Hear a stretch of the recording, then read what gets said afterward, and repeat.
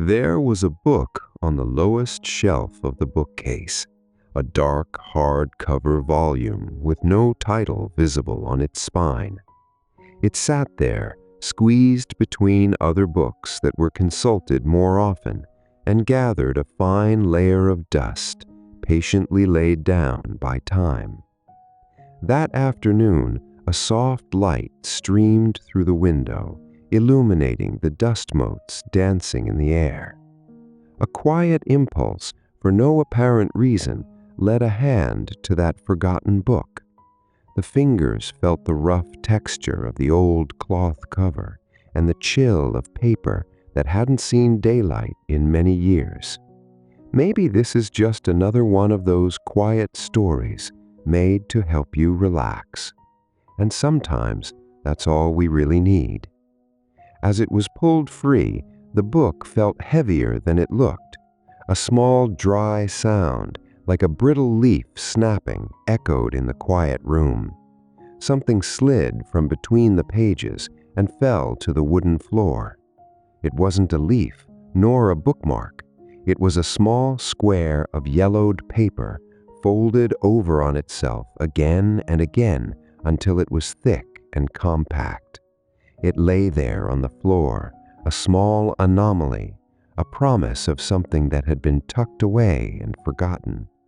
The imbalance was clear, an object out of place, a sleeping secret that had just been awakened. The curiosity that arose wasn't restless, but calm and methodical. A silent question hung in the air. What was this, and why was it kept so carefully inside this anonymous book? Kneeling on the wooden floor, fingers touched the paper. It was brittle, fragile. The folds were deep creases set by decades of pressure between the pages. Unfolding it by force would surely tear it, turning whatever it was into a puzzle of useless fragments. The decision formed naturally, definitively, like water finding its path. This small object needed care. It needed to be restored with the same patience with which time had aged it. The promise of transformation became clear in that moment. That small square of paper, fragile and anonymous, would once again become what it was before: a map, a guide, a story. The undisorder of its folds and the fragility of its fibers would be replaced by order and stability. The goal wasn't the adventure it might promise, but the act of caring for it, of bringing something forgotten back to the light, whole and calm. With the small square of paper resting carefully in the palm of a hand, the surrounding room seemed to come into sharper focus. The room was a place of silence and order. The dark wood bookcase covered an entire wall, filled with books of all sizes. The afternoon light, now more golden, streamed through the window and drew a luminous rectangle on the floor. From outside, you could hear the distant sound of wind passing through the leaves of the trees. It was the perfect setting for a task that would require focus and delicacy. The first step would be to prepare a space. The large wooden table in the center of the room, usually covered with books and papers, needed to be cleared. The small, folded map was placed with extreme care on a little ceramic tray so it wouldn't be lost or damaged further. Then, book by book, paper by paper, the surface of the table was revealed. The dark wood, with its grain and marks of use, emerged like a blank canvas, ready to receive the delicate project. A soft cloth was passed over it, removing any trace of dust. The surface became smooth and clean, reflecting the soft light from the window. The stage for the restoration was set.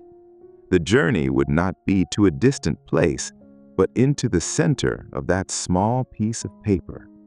The challenge was simple and physical: to unfold, to smooth, and to mend so that the past could be clearly read in the present. With the workspace ready, The next step was to gather the necessary tools. These wouldn't be heavy or complex tools, but instruments of precision and care. From a drawer came two fine-tipped tweezers, their points delicate, ideal for handling fragile paper without leaving a mark. From another, a set of very soft, bristled brushes, the kind used for watercolor painting, perfect for removing accumulated dust from the creases without harming the paper's fibers. A desk lamp with an articulated arm was positioned nearby, its light ready to be aimed to illuminate the subtlest details. The small, folded map was transferred from the ceramic tray to the center of the clean table. Under the lamplight, its fragility was even more apparent. The edges were worn, and in some places the paper was darker, stained by moisture from some distant time. The immediate challenge was the first fold. To try and force it open would be a mistake. The paper was too dry, almost mineralized by time. It needed patience.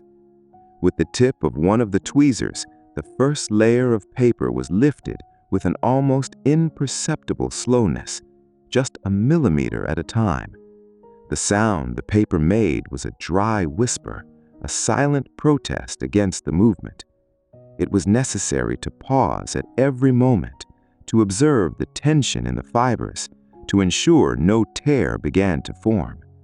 Breathing was calm and rhythmic, matching the slow movement of the hand. The first fold revealed a small part of the interior. Nothing was visible yet, only more yellowed paper. The process continued. The second fold was even rigider. This is where the soft brushes came into play. With the finest brush, the dust settled in the crease was swept with light touches, almost like a caress. This released some of the tension, making the paper minimally more flexible. Again, the tweezers were used to lift the edge with the same care as before. With each movement, a small part of what was inside was revealed, but the full picture remained a mystery. It was work of centimeters, not grand gestures. To help keep the open sections in place, a few small, smooth weights were found. A set of polished, heavy river stones served perfectly. As a section was unfolded, a stone was carefully placed upon it, keeping it flat and preventing the paper's memory from making it fold back on itself. The cool, gentle weight of the stone against the old paper created an interesting sensory contrast, the permanence of rock against the fragility of plant fiber. The afternoon's light began to fade, and the desk lamp became the main source of illumination. Its focused glow created a small island of work in the room's growing twilight. The outside world seemed to have disappeared. There was only the table, the paper, and total concentration on the movement of the hands. The scent rising from the map was subtle, a mix of dust, old paper, and a hint of something reminiscent of dry leaves. It was the smell of stored time. After a long period of focused work, almost half of the map was open. It was still impossible to understand what it showed. There were fine lines, drawn with an ink that had once been black, but was now a faded gray. There were also a few letters, but they were upside down or cut off by other folds. The progress was visible and tangible. The small, compact square was now an irregular rectangle, still full of creases, but already revealing its potential. The day's work was done. The river stones remained in place, guarding the progress made, and the lamp was turned off, leaving the map to rest on the dark table, awaiting the next step. The next day began with a new assessment of the map. The paper remained dangerously dry. The remaining folds were the most central and therefore the most stressed. Unfolding them directly, even with the utmost care, carried too great a risk of the paper splitting right down the middle. It was necessary to introduce a little moisture into the environment to relax the old fibers, but in a controlled way, without wetting the paper or causing the faded ink to run. The solution would be to create a small humidification chamber. The search for materials began in the kitchen. A large rectangular metal baking pan was found. It was deep enough to hold a little water without it touching the map. To suspend the paper, 2 small wooden slots were placed across the pan, like a bridge. The map, still with its riverstone weights, would be placed on a sheet of blotting paper, which in turn would rest on a fine screen, ensuring the humid air could circulate on all sides. With the structure assembled, a little warm water was poured into the bottom of the pan. Steam rose slowly, an almost invisible mist. The map, carefully transferred to the screen over the wooden slots, was suspended a few inches above the water. To close the chamber, a pane of clear glass, taken from an old picture frame, was placed over the pan. Now the process could be observed without being disturbed. The environment inside the makeshift chamber would become saturated with moisture, and the paper's fibers, thirsty after decades of dryness, would slowly absorb it. The waiting began. There was nothing to do but watch and wait. A cup of tea was prepared, its warmth heating the hands, while eyes watched the small greenhouse on the table. Inside the glass, droplets of condensation slowly began to form on the metal walls. It was a sign that the process was working. The paper, once stiff and opaque, began to take on a slight translucency, a sign it was absorbing the moisture from the air. Its edges, once slightly curled upward, began to relax and settle onto the screen. After an hour, the change was noticeable. The paper seemed softer, more pliable. It was time to remove it. With the same delicacy as before, the glass pane was lifted away. The air that escaped the chamber was humid and carried that same smell of old paper, but now intensified, like the scent of a library on a rainy day. The map was lifted out and placed between 2 sheets of dry blotting paper. The riverstones were replaced by heavy books distributed evenly over the surface to ensure a gentle, constant pressure. Now the process was reversed.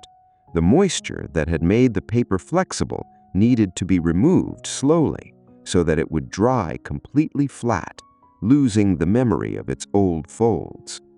The heavy books would ensure it didn't wrinkle or curl as it dried. This was another game of patience. The map would remain pressed there for the rest of the day and through the night. The sun was already setting, staining the sky orange and purple. The room was once again bathed in twilight, but this time the table held not a fragile, partially opened object, but a sandwich of paper and books that held a promise of a smooth surface, of a restored whole. The day's progress wasn't in revealing the map's contents, but in preparing its structure. It was a fundamental step, invisible to the naked eye, but essential for everything that would follow. The house fell silent, and under the weight of the books, the old map slowly forgot what it was like to be folded. The next morning, the first task was to check the results of the pressing. The heavy books were removed one by one. The top sheet of blotting paper was lifted with care. There lay the map, completely open and surprisingly flat. The most stubborn folds had become thin, discolored lines, like pale scars, but the surface was smooth to the touch. The moisture had been absorbed by the blotting paper, leaving the map dry yet flexible. It could now be handled with much more confidence. With the map fully open, its contents could finally be seen in their entirety, although they were still obscured by a layer of grime and a few small tears at the edges and along the old creases. The next stage was cleaning and mending. The desk lamp was switched on again, and a watchman's loop was brought to the workspace. Through the lens, every square inch of the paper could be examined in detail. The dust was ingrained in the fibers, and the gray ink lines looked fragile. The cleaning process began with the widest, softest bristled brush, with very light strokes, always sweeping from the center to the edges. The loose dust was removed. It was meditative work. The sound of the brush gliding over the paper was almost inaudible. With each pass, the lines and letters on the map grew a little clearer. It was like lifting fog from a landscape. Small mounds of gray dust gathered at the edges of the table, witnesses to decades of being forgotten. After the surface cleaning, it was time to tend to the small tears. For this, a special adhesive was prepared, a thin paste made from rice starch, a traditional method for paper repair that is strong yet reversible. In a small ceramic bowl, a little starch was mixed with distilled water and gently heated until it formed a translucent paste.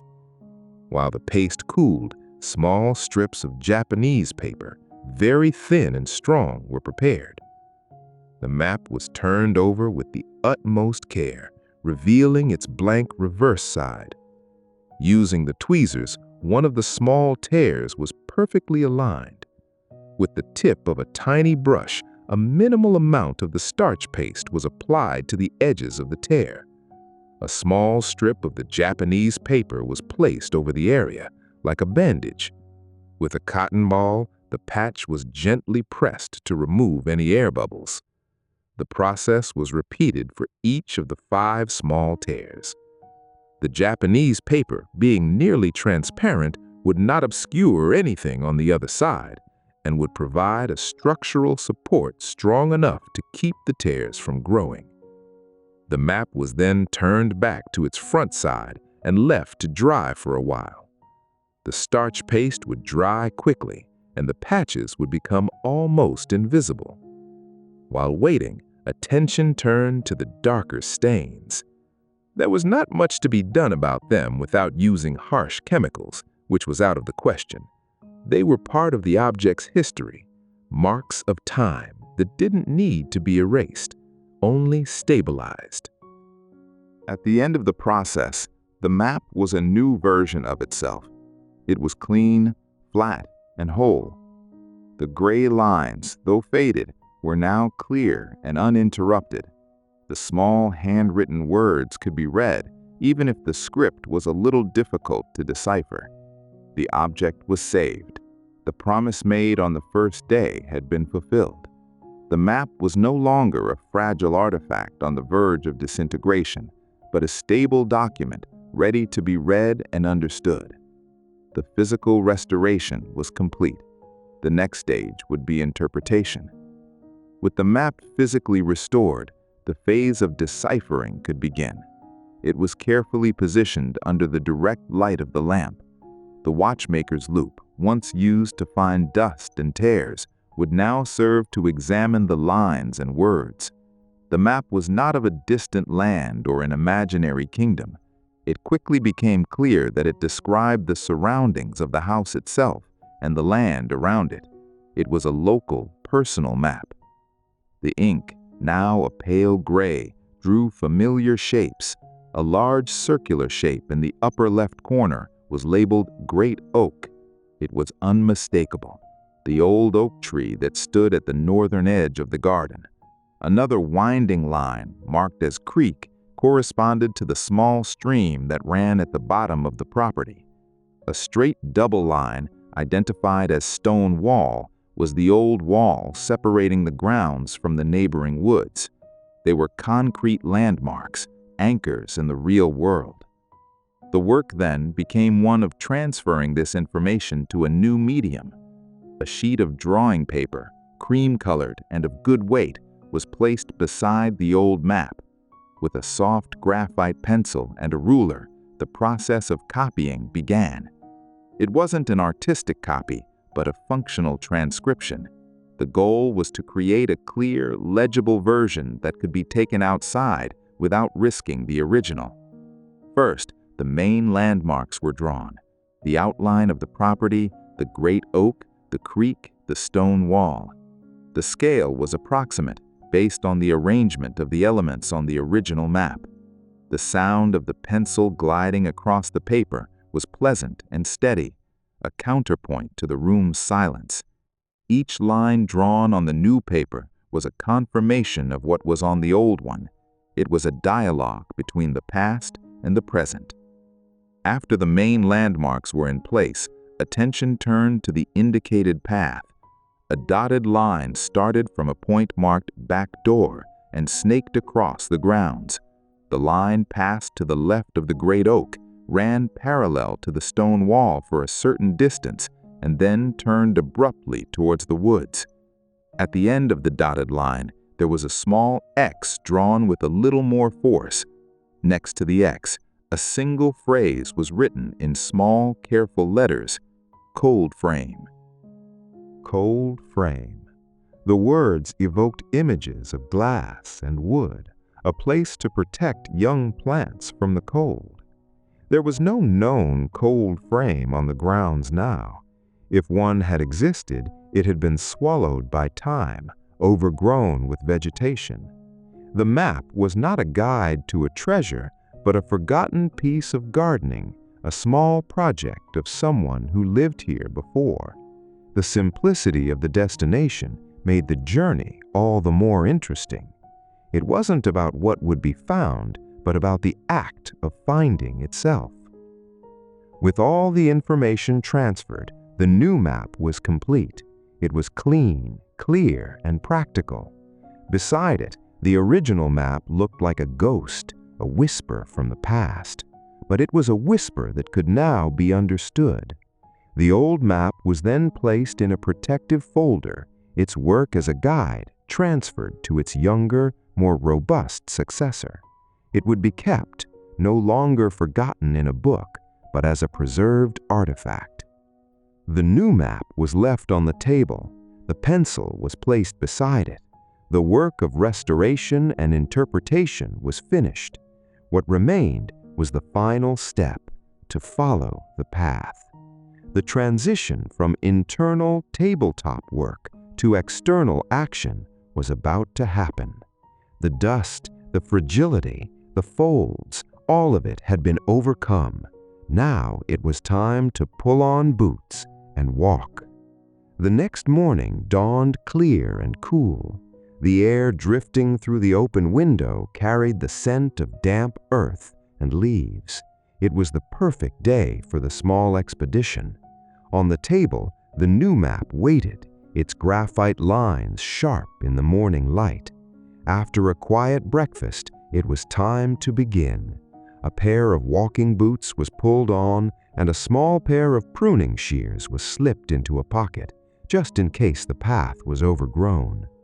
With the map in hand, the first step was taken outside, through the back door, exactly as indicated by the starting point. The morning sun was gentle and warm on the face. The first landmark, the great oak, was there, as imposing as ever. Its leaves stirred slowly in the breeze. The dotted path on the map indicated passing to its left. The ground there was covered in a layer of dry leaves from the previous autumn, which crunched underfoot with every step. The sound was familiar and comforting. The next landmark was the stone wall. It appeared just past the oak, an old construction covered in velvety green moss in many places. The wall was about 3 feet high and stretched as far as the eye could see, disappearing into the denser vegetation. The map indicated following alongside it. The path here was less clear. The grass was taller, and small wildflowers grew at the base of the stones. The walk was slow and observant. The texture of the moss on the wall, the sound of a bird singing on a nearby branch, the way the sunlight filtered through the canopy of the trees. Every sensory detail was part of the experience. The map in hand was not just a guide, but an invitation to look at familiar surroundings with new eyes, to notice details that would normally go unnoticed. After walking about 50 yards along the wall, the map indicated a sharp turn into a slightly wilder part of the property, where the tended garden gave way to more natural woods. It was exactly as the map predicted. Here, the dotted path became more of a suggestion than a visible trail. Low branches had to be pushed aside, and the pruning shears came in handy to snip a few blackberry canes that blocked the way. The ground became softer, covered by a thick layer of decaying leaves and humus. The smell of the forest was stronger here: earth, rotting wood, and the fresh scent of greenery. The sunlight was dimmer, creating a quieter, shaded atmosphere. The X on the map couldn't be far. The pace slowed, eyes scanning for anything out of the ordinary, any structure that didn't belong to the natural disorder of the woods. And then something was seen, a subtle glint, a reflection of light that wasn't natural. It came from a tangle of vines and dense shrubs. Approaching carefully, parting the ivy branches with both hands, the source of the glint was revealed. It was a pane of glass covered in dirt and leaves, but still intact. Below it, a dark wooden structure, almost the color of the surrounding earth. It was there, the cold frame, the destination marked on the map. It was exactly where the old piece of paper said it would be, waiting patiently to be rediscovered. The cold frame was almost completely camouflaged by nature. Ivy had grown over the glass and wood lid, its tendrils clinging tightly in the crevices. Small shrubs had grown up around it, creating a natural barrier. The work of discovery now became a work of uncovering. With gloved hands, the larger ivy leaves were carefully pulled away. They came loose with a soft tearing sound, revealing more of the structure underneath. The pruning shears were used to cut the thicker ivy stems and the branches of the shrubs that touched the frame. Slowly, the shape of the cold frame began to emerge. It was a rectangular box of dark wood, perhaps 5 feet long by 3 feet wide. The lid, a wooden frame with glass panes, was sloped, designed to catch the most sunlight. The glass, though dirty, had no visible cracks. After most of the vegetation had been cleared, a moment of contemplation followed. There it was, a small shelter for plants, forgotten perhaps 50 years or more. Who had built it? What young plants had it protected through harsh winters? They were questions without answers, but they filled the silence of the woods with a sense of history and continuity. The cold frame was a tangible link to someone from the past, an anonymous gardener whose care and work could still be seen. A hand passed over the surface of the glass. It was cool and slightly gritty from the accumulated dirt. With the sleeve of a shirt, a small area was wiped clean. Through the clear glass, the inside was visible. It was filled with dark soil and dry leaves that had filtered in through the cracks over the years. There were no plants growing inside, only the rich, dormant earth. There was a small rusted metal handle on the front of the lid. With a little effort, it was gripped and pulled. The hinges at the back protested with a long, rusty groan, a sound that hadn't been heard in a long time. The lid lifted heavy and was propped open on a nearby branch. The air that escaped from within was cool and smelled of deep earth and slow, natural decay. It was the scent of contained time. Sitting on the grass beside the open frame, the only sound was the wind in the trees and the distant song of a bird. There was no hurry to do anything more. The goal of the journey, which began with a dusty book, was reached. The map had served its purpose. The cold frame was rediscovered. The simple act of sitting there, beside it, was the true end of the quest. It was a moment of silent presence, of connection with the place and its hidden history. The sun moved across the sky, and the shadows of the trees danced slowly over the old wood and the clean glass. It was a place of peace, a small corner of forgotten order, now brought back to the light. The sun began to sink in the sky, and the light in the woods grew more golden and diffuse. The time for contemplation came to a natural end. The heavy lid of the cold frame was lowered carefully, and the sound of the rusty hinges echoed one last time before it closed with a soft thud. The cold frame was left as it was, cleared of the overgrowth, but still an integral part of its surroundings. The task of cleaning it out and perhaps using it again would be for another day. For now, the rediscovery was enough.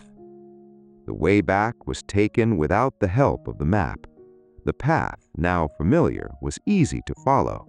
The steps were slow, without the anticipation of the journey out, but with the quiet satisfaction of the return. The great oak, the stone wall, the back door, the landmarks were passed in reverse order. Inside the house, the stillness was welcoming. The air was still and warm. The work table still held the remnants of the restoration journey. The original map, safe in its folder, and the copy left behind before the walk. The new map was placed beside the old. The two, together on the dark wood of the table, told the whole story: the fragile past and the clear present, the mystery and the solution. The desk lamp was switched on not out of necessity, but out of habit, casting a warm circle of light over the two maps. The room darkened slowly around them. There was nothing more to be done. The cycle was complete. A forgotten object had been found, cared for, understood, and followed. A small piece of the past had been brought into the present, not with noise or drama, but with silence, patience, and attention. The final image was this: the two maps side by side, under the soft light, the original with its stains and scars, and the copy with its precise lines. They were witnesses to a day well spent.